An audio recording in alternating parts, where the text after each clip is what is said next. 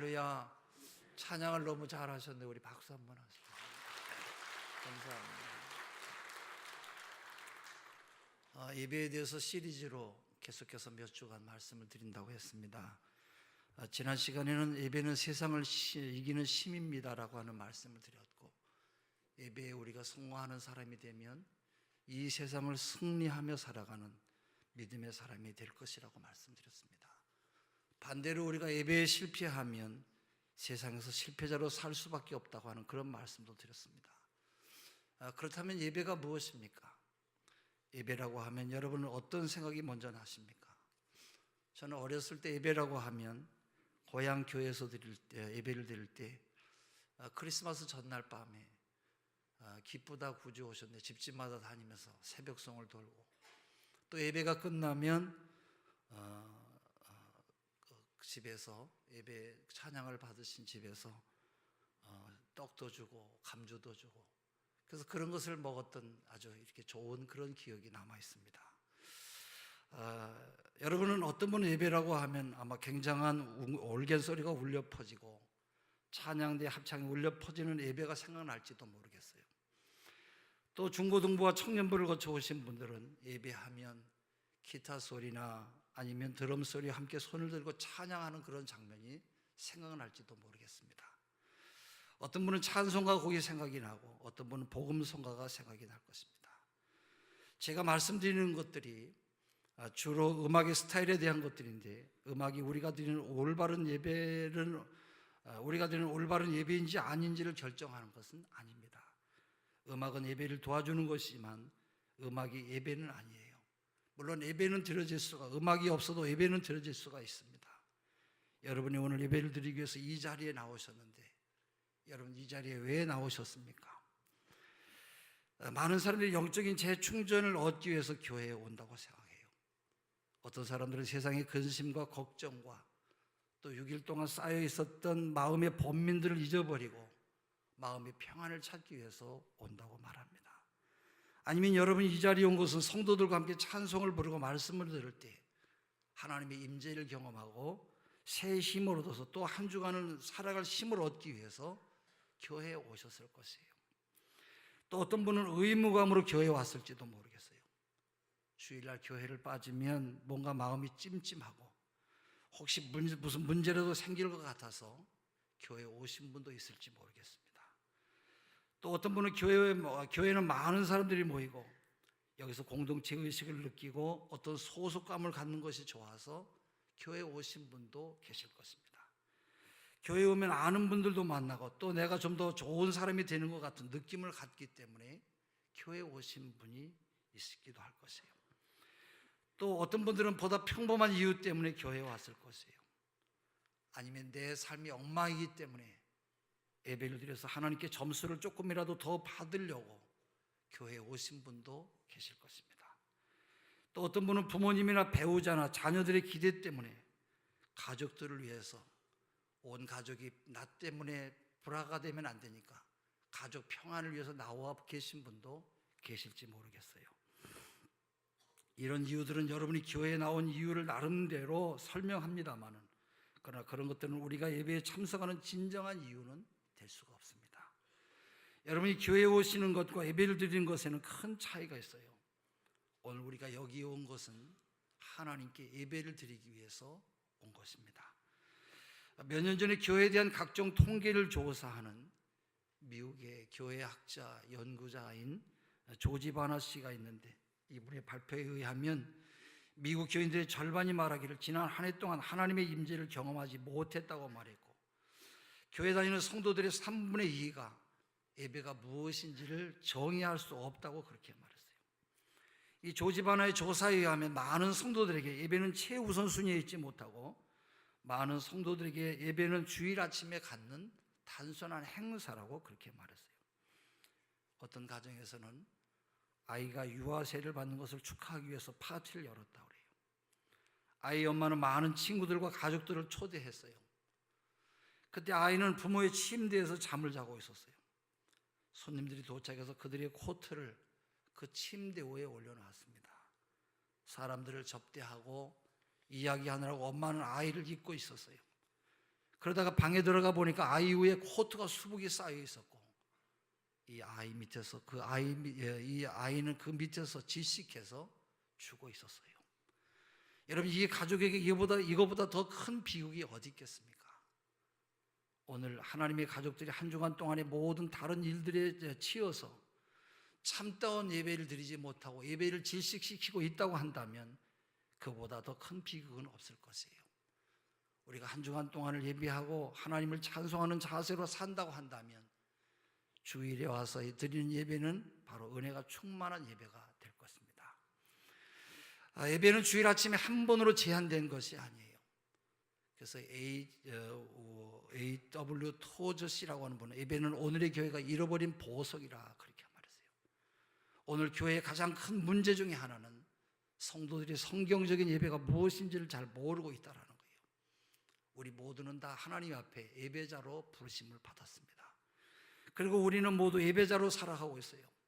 매일매일, 그리고 하루 종일 우리는 어디에서나 우리는 하나님을 예배합니다. 바로 여러분이 하고 있는 것이 예배이고, 여러분이 어떤 사람인가 하는 것이 여러분의 예배를 결정하는 것이에요.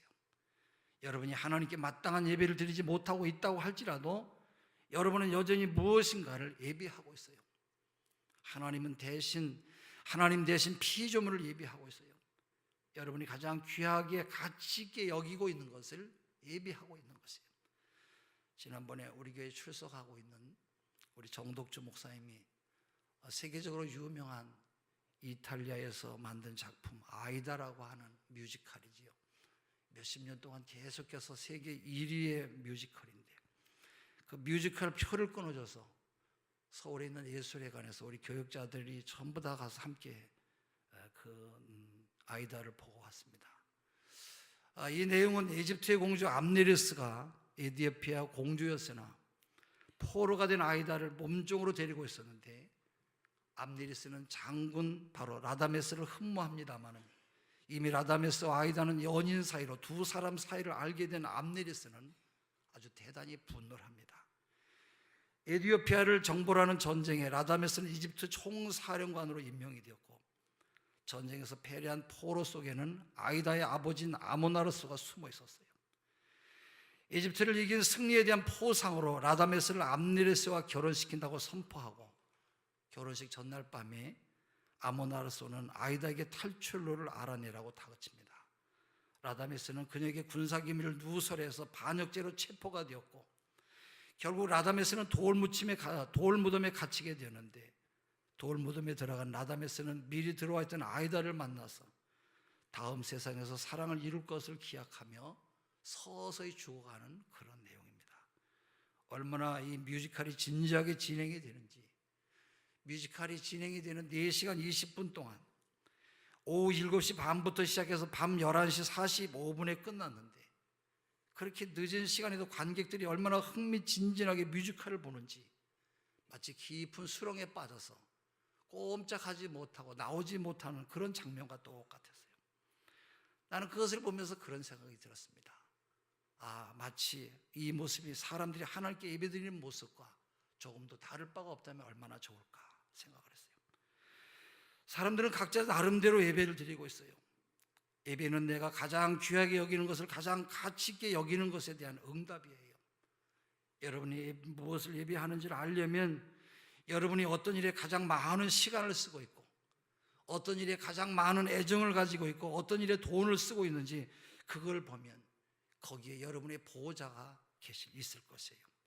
여러분은 여러분이 가장 가치 있게 생각하는 것을 경배하고 있어요. 그렇다고 한다면 성경적인 가장 귀한 예배는 어떤 것입니까? 신구약 성경에서 예배를 뜻하는 단어를 찾아보면 대략 3가지를 생각할 수가 있어요. 그 하나가 하나님을 경배한다고 하는 뜻을 지닌 히브리어 야레와 헬라어 세보마이라고 하는 그런 뜻으로 경외와 존경을 뜻한다는 그런 말이에요. 예배는 하나님께 경배를 표하시는 것이에요. 경외를 표하는 것이에요.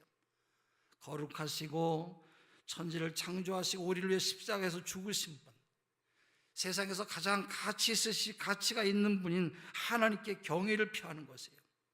그렇기 때문에 하나님은 경배하는 마음이 없는 예배를 하나님은 절대로 기뻐하지 않으세요. 이사야 29장 13절에 주께서 이르시되 이 백성이 입으로는 나를 가까이하며 입술로는 나를 공경하나 그들의 마음은 내게서 멀리 떠나나니 그들이 나를 경외하면 사람의 계명으로 가르침을 받았을 뿐이라. 그들이 나를 경외한다고 하는 것은 들은 말을 흉내내는 것일 뿐 그 마음에는 나를 경외하는 마음이 없다라는 거예요. 우리가 하나님 앞에 교회 와서 예배드리는 척하지만은 속으로는 딴 생각을 하고 있다고 한다면 그것은 하나님의 기준에 어울리지 않는 그런 행동이라는 것이에요. 또 하나는 몸을 굽혀 엎드리다 절하다고 하는 그런 뜻으로 굴복을 뜻해요. 예배는 가장 존귀한 분 앞에서 엎드려 절하는 것이에요. 그래서 구약 성경을 보면 창세기 17장 1절에서 3절에도 보면 아브라함이 하나님을 경배하는 내용이 나오고요.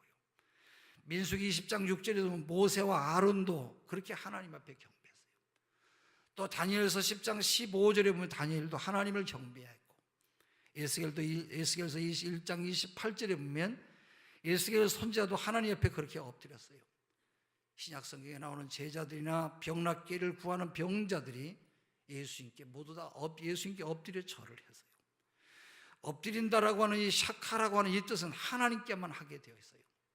다른 신이나 사람에게는 할 수가 없어요. 다니엘의 세 친구는 그래서 목숨을 걸고 우상에게 절을 하지 않았던 것이에요. 예배는 하나님의 가치에 합당한 외적인 자세가 필요합니다. 오늘 우리는 의자에 앉아서 예배드리기 때문에 엎드려 절하기는 어렵습니다만은 우리가 삼가해야 될 것들이 있어요. 습관적인 지각을 하는 사람이 있어요. 예배가 시작이 됐는데 설교 시간만 들어와서 낼름안서 앉아있다가 예배가 설교가 끝나면 또 후다닥 나가는 그런 사람이에요. 이건 참 예배가 아니라 하나님 앞에 자기 만족을 위해서 드리는 엉망인 예배지요.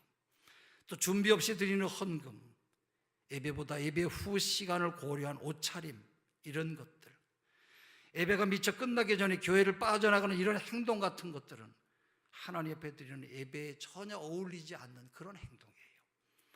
그 다음에 단어는 섬기다고 하는 뜻을 지는 아바드 라투티오라고 하는데 노예나 종이 주인을 섬기는 그런 모습을 말해요. 종이 주인을 위해서 꾸준히 일을 하며 수고하는 것이 당연하듯이 우리 인간이 우리를 창조하시고 구원해 주신 하나님을 섬기는 것은 너무나 당연한 것이에요. 예배는 하나님을 섬기는 것이에요. 할렐루야. 여러분, 예배는 바로 섬김은 두 가지로 나타나는데 하나는 하나님을 섬기는 것이고 또 하나는 이웃을 섬기는 것이에요. 예배는 하나님이 누구신지에 대한, 그리고 하나님이 하신 일에 대한 우리의 개인적인 응답과 공동체적인 응답이에요. 그리고 이 응답은 우리의 말과 그리고 우리의 삶으로 표현되어지는 것이에요.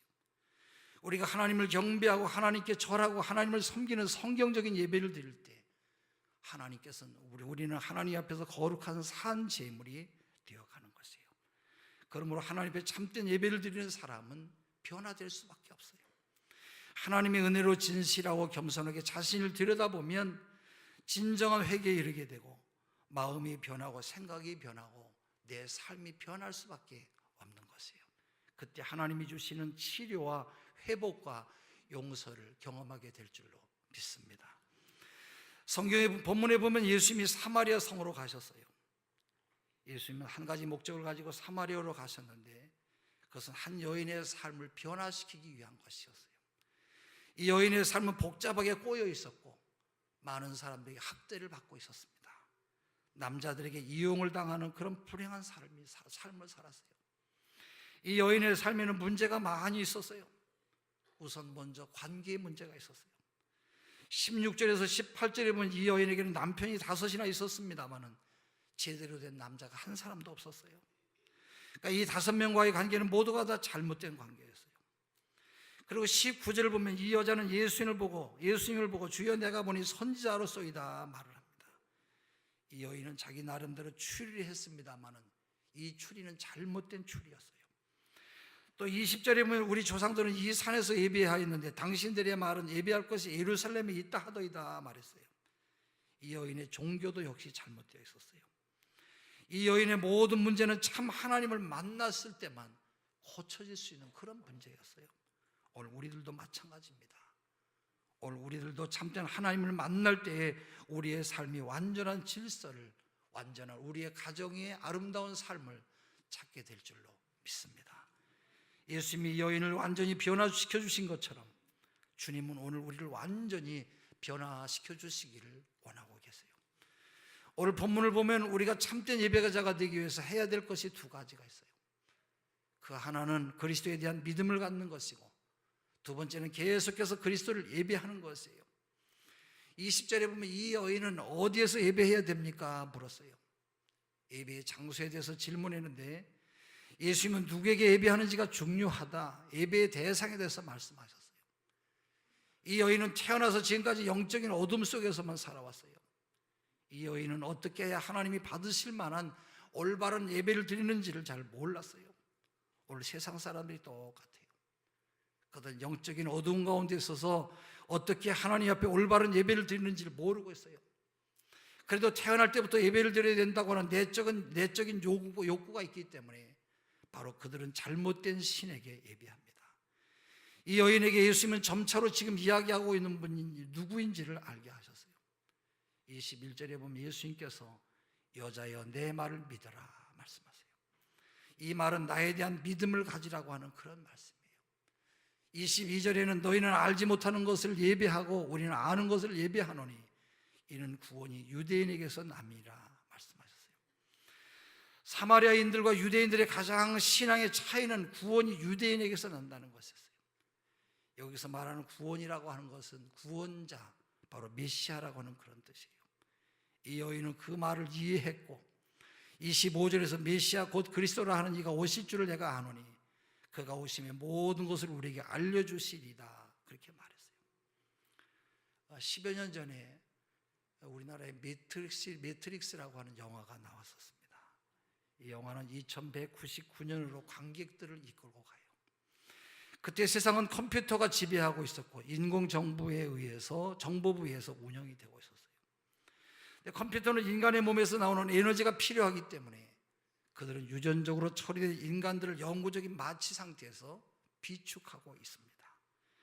이렇게 양산된 인간들은 컴퓨터가 만들어낸 인공적인 꿈의 세계에서 살고 있는데 그들은 자기들이 악한 제국의 포로들이라고 하는 사실을 전혀 모르고 살고 있어요. 그들은 매트릭스라고 불리는 새로운 세계에서 혼수 상태로 살아가고 있습니다. 그 매트릭스 안에서 사람들은 자유롭게 생각도 하고 일하러 가기도 하고 정상적인 삶을 살아가고 있어요. 매트릭스의 세상은 사람들의 눈을 가려서 그들이 진리를 보지 못하게 하고 속박의 세계에서 갇혀 살게 만듭니다. 그 세계 안에서 인간들은 변화의 필요성을 느끼지 못해요. 그리고 혼수 상태에 있기 때문에 그들의 삶을 바꿀 필요도 없어요. 근데 매트릭스를 빠져나간 소수의 사람들이 있어서 그들은 현실 세계에 연결되어 있어요. 그들은 두 개의 세계가 있는 것을 알고 있어요. 이 매트릭스의 세계는 속임수로 사람들을 조작하는 악한 세상입니다. 컴퓨터가 거짓 세계에서 사람들을 조종하고 있어요. 그러나 매트릭스는 현실 세계처럼 느껴집니다. 다른 세계는 진짜 현실 세계예요. 이 세계는 참된 자유와 선택이 있는 그런 세계예요. 이 매트릭스라고 하는 영화에서 모비우스라고 하는 사람이 나오는데 그는 컴퓨터의 주관에서 자유를 얻은 사람이에요. 그는 주인공 네오에게 매트릭스에 대해서 이렇게 설명을 합니다. 네오, 당신은 꿈을 꾸면서 그것이 현실이라고 확신하지 않는가? 만약에 당신이 그 꿈에서 깨어나지 못한다면 어떻게 당신은 꿈의 세계와 현실 세계를 구분할 수가 있겠는가? 모피우스는 네오에게 진실을 알 수 있는 기회를 제공합니다. 그는 두 개의 알약을 가지고 있었는데 하나는 빨간 약이고 하나는 파란 약이었어요. 파란 약은 진실을 찾으려고 할 때 오는 통증을 없애주는 약이에요. 파란 약을 먹으면 매트릭스 세계로 돌아가서 그는 편안한 그런 삶을 살게 돼요. 다른 선택은 빨간 약을 먹는 것인데 이 빨간 약은 그의 눈을 열어주어서 참된 자유가 무엇인지를 알게 하고 다른 현실 세계로 나가게 하는 그런 약이에요. 오늘 이 사회에 많은 사람들은 속임수의 세계에서 살고 있어요. 그들은 구원받지 못한 사람들로 영적으로 죽어 있어서 그들의 꿈에서 깨어나지를 못하고 있어요. 그들은 또한 영적인 세계가 있다고 하는 것을 알지도 못해요. 그들은 자기들이 보고 있는 세상 밖을 이해하지 못하는데 그 세상은 바로 세상이 이끌어가는, 바로 사탄이 이끌어가는 죄악 세상이에요. 그들은 육신에 사로잡혀 있어서 다른 것은 전혀 몰라요. 이 세상은 매트릭스의 혼수 상태에 빠져 있어서 하나님이 보시는 세상과 하나님이 다스리시는 세상을 보지 못하고 있습니다. 예수님이 오셔서 우리를 죄악 세상에서 건지시기 위해서 십자가에서 죽으시고 우리를 위하여 부활하셨습니다. 할렐루야. 그리고 우리에게 치료제를 전해주셨는데 그것이 바로 복음이에요. 이 복음을 받아들이면 우리의 눈이 열려서 진리를 알게 되는 것이에요. 사탄은 우리에게 파란 약을 주어서 계속 혼수 상태에 머물게 하려고 합니다마는 복음의 빨간 약을 삼키면 의의 세계, 구원의 세계에 눈이 뜨여지게 돼요. 그래서 오늘 성경에도 진리를 알지니 진리가 너희를 자유케 하리라 말씀하세요. 지금 사랑하는 성도 여러분, 여러분은 어둠의 세계에서 빠져나오셨습니까? 여러분은 빛이신 예수 그리스도를 영접하셨습니까?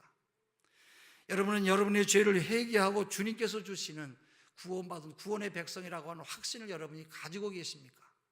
가지고 계시다고 한다면 여러분은 분명히 하나님의 사람인 줄로 믿습니다. 아니면 아직도 여러분은 어둠 속에서 혼수 상태로 살아가시고 있습니까? 이제 여러분은 예수님을 여러분의 구세주와 나의 주님으로 영접하시고 모셔드릴 수 있기를 바랍니다. 이제 여러분은 어둠의 세계 매트릭스를 벗어나서 하나님 앞에 진실로 예배하는 참된 예배자가 되시기를 바랍니다. 아마 여러분은 대부분 복음의 빨간 약을 복용하고 구원받은 백성들이 되었을 것이에요. 그러나 때때로 사탄과 옛사람이 주는 파란 약에 취해서 육신의 쾌락을 쫓아갈 때가 있을지 모르겠어요. 여러분이 계속해서 빛 가운데 살고 하나님이 받으실 만한 예배를 드리기 위해서는 매일매일 하나님의 말씀에 빨간 약을 복용하고 예수 그리스도에게 항상 초점을 맞추고 살아야 될 것이에요. 여러분은 계속해서 예수 그리스도를 예배해야 됩니다. 오늘 23절 4절에 보면 예수님은 아주 유명한 말씀을 하셨어요. 우리 읽었지만 다시 한번 같이 읽어보겠습니다. 23절 4절입니다. 같이 읽습니다. 시작.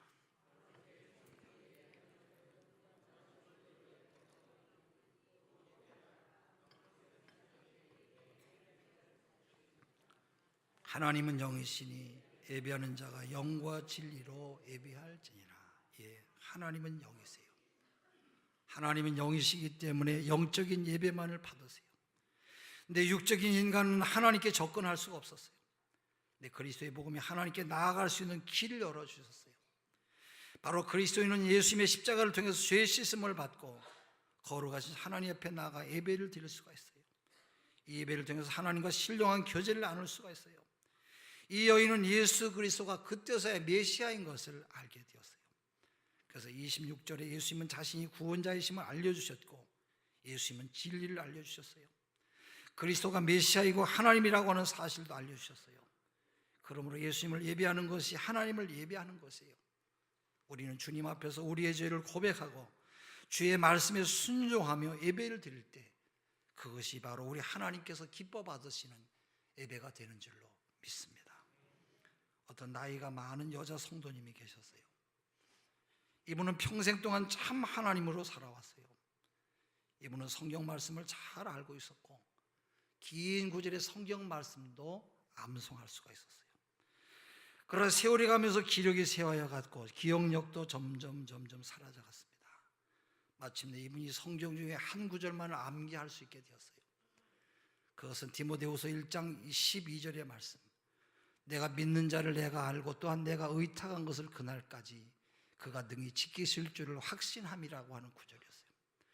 근데 시간이 지나면서 이 구절도 점점 흐려져서 그분이 할 수 있는 말은 내가 그에게 의탁한 것을 이것을 외우는 것이 전부였어요. 이제 이 여인은 마지막 병상에 눕게 되었어요. 마지막 시간에 그녀의 기억력은 더 없어졌어요.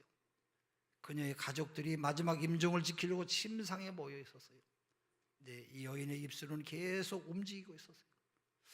무슨 말씀을 하시려는가 보다 생각하고 몸을 굽혀서 그 말에 귀를 기울여 봤어요.